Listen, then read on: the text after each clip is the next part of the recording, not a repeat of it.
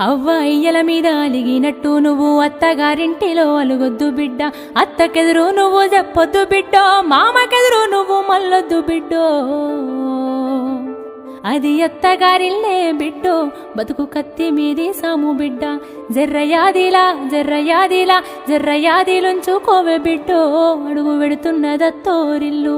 జర్ర ఓపిక తెచ్చుకో బిడ్డో, ఆడ బతకాలి నిండ నూరెళ్ళు.